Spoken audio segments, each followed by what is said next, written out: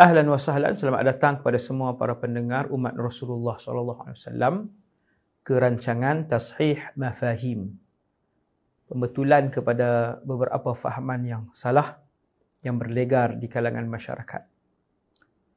Kita sampai pada siri yang ke-14 untuk rancangan Tashih Mafahim di bawah tajuk 10 Muharram.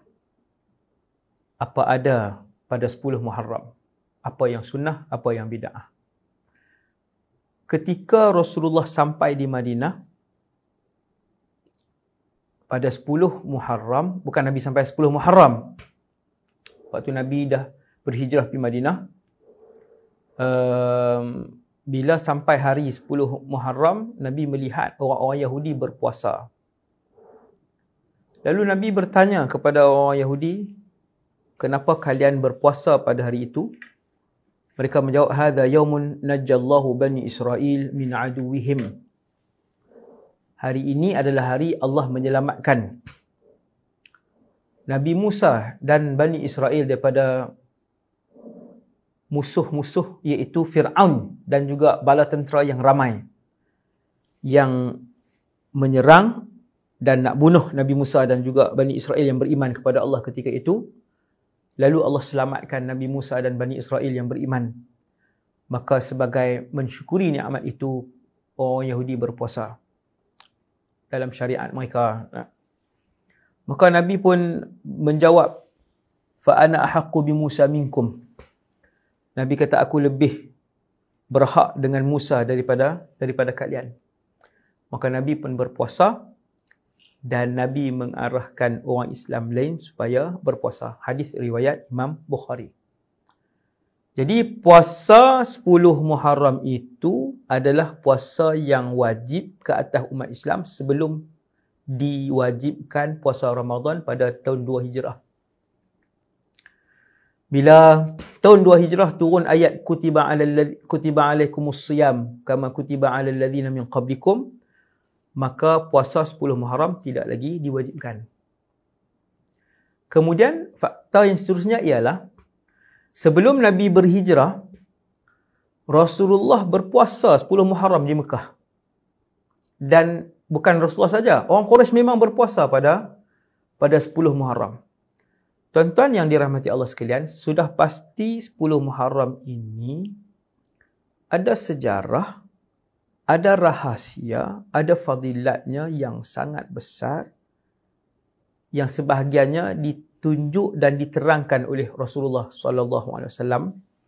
Antaranya apa, tuan-tuan?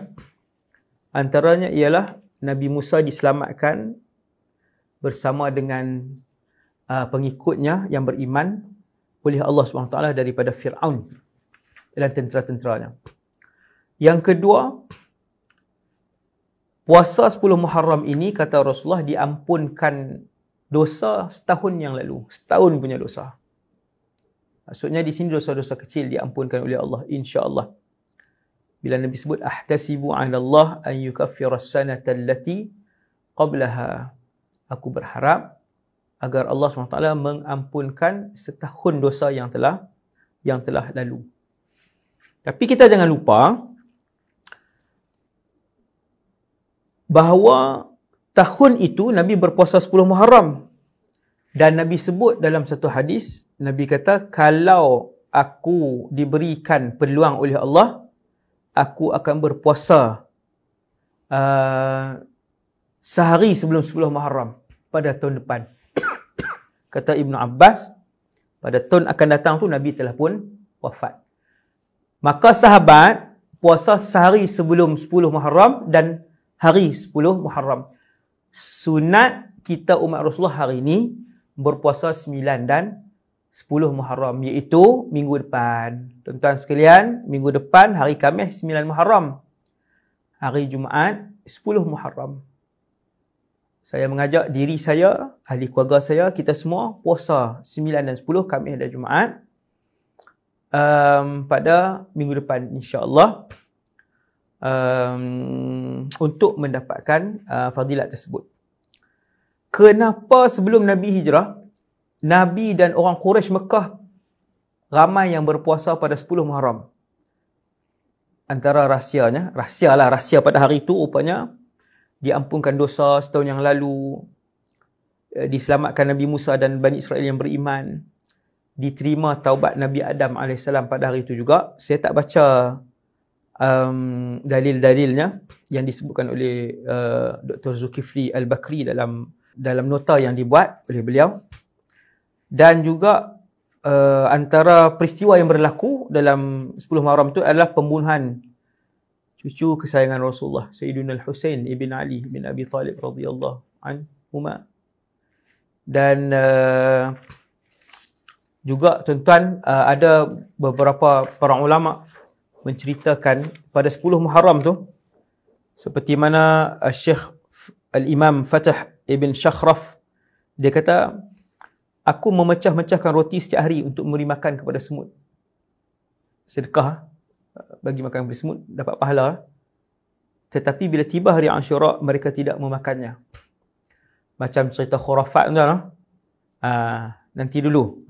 Jangan mudah tuduh orang bawa cerita khurafat, penglipur lara dan sebagainya. Jangan mudah buat tuduhan seperti sebahagian kumpulan yang ekstrim cara mereka. Tuan-tuan dengar satu lagi. Diriwayatkan juga Al-Qadir Billah Al-Khalifah Al-Abbasi bahawa berlaku perkara pelik kepada beliau. Lalu beliau bertanya kepada Syekh Abdul Hasan Al-Qazwini. Lalu Syekh Abdul Hasan Al-Qazwini menjawab, hari Ashura ini turut berpuasa padanya semut. Dikatakan semut juga turut berpuasa pada hari Ashura, dikatakan. Dan kisah itu disebutkan dalam kitab Lataiful Ma'arif. Kisah itu. Subhanallah. Tuan-tuan yang dirahmati Allah, jangan lupa ada 3 jenis 10 hari, ada 3 jenis 10, 10, 10, 3 jenis yang mana mempunyai kelebihan yang besar untuk kita membanyakkan ibadat dan kebaikan. Ada 3 jenis 10. Yang pertama, 10 akhir Ramadan. Ada banyak hadis bagi tahu 10 akhir Ramadan ni hebat. Dia punya gandaan pahala, bahkan sebagian ulama kata digandakan dosa 10 akhir Ramadan. Yang kedua, 10 hari terawal Zulhijjah, 1 sampai 10 Zulhijjah. 10 hari ni hari yang Rasulullah dan para sahabat salaf membanyakkan ibadat dan kebaikan. Nombor 3, 10 hari pertama Muharram juga adalah hari-hari yang disarankan kepada umat Nabi Muhammad untuk membanyakkan kebaikan dan juga amal ibadah. Jadi tuan-tuan, tengok 10 ni, kalau kita duk biasa, ni contoh saya buat, hari-hari kita sedekah RM10. Tapi bila mai 1 hingga 10 Muharram, tuan-tuan sedekah lebih, sedekah 15.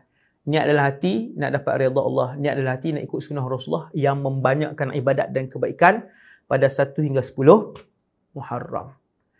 Jangan tinggal puasa 10 Muharram, sebab selepas puasa wajib Ramadan, ranking 2 atau 3 di kalangan puasa, orang panggil macam raja puasa sunat dan ratu puasa sunat lah. Satu ulama kata puasa pada 10 Muharram, dan yang kedua puasa pada hari Arafah. Ada ulama lebihkan Arafah, menjadikan dia raja puasa sunat, dan ada ulama melebihkan puasa 10 Muharram, menjadikan dia raja puasa sunat.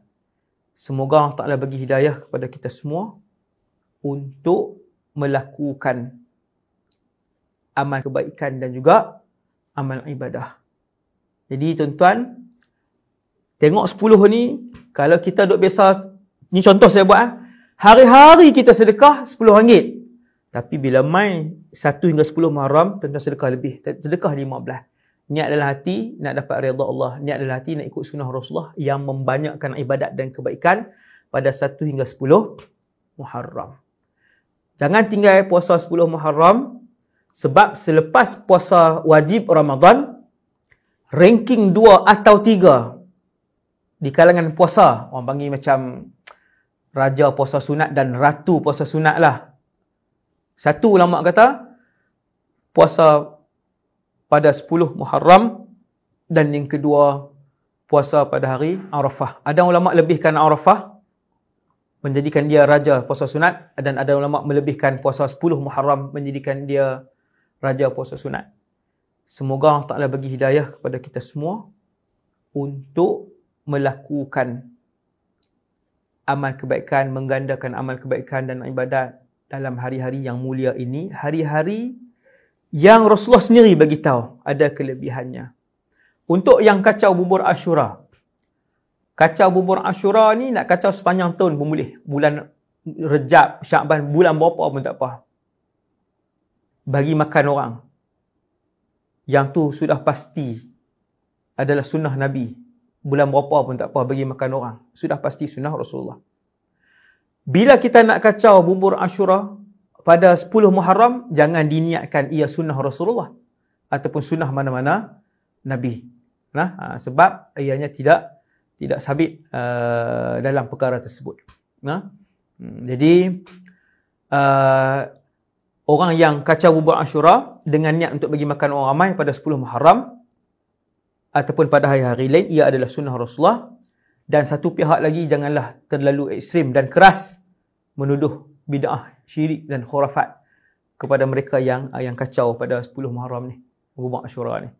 Jadi ada sebahagian tempat, tuan-tuan, sebahagian tempat sampai hari ini bukan 10 Muharram pun dia kacau bubur Ashura. Kan? Bulan Jamadil Akhir saja orang kampung ramai-ramai, Jamadil Awal, bulan Syakban kacau bubur Ashura. Kenapa ni? Jamu orang ramai. Berlaku, tuan-tuan, berlaku di sebahagian tempat. Alhamdulillah. Jadi benda yang umum, Nabi pun suruh jamu orang makan sepanjang tahun, maka yang tu dapat pahala sunnah, insya-Allah. Dan janganlah kita bermudah-mudah untuk membid'ahkan amalan yang dilakukan oleh umat Nabi SAW selama mana ia terpayung di bawah dalil yang umum dan tidak melanggar dalil-dalil yang yang sabit daripada Rasulullah SAW. Sallallahu ala sayyidina Muhammad wa ala alihi wasallam. Assalamualaikum warahmatullahi wabarakatuh.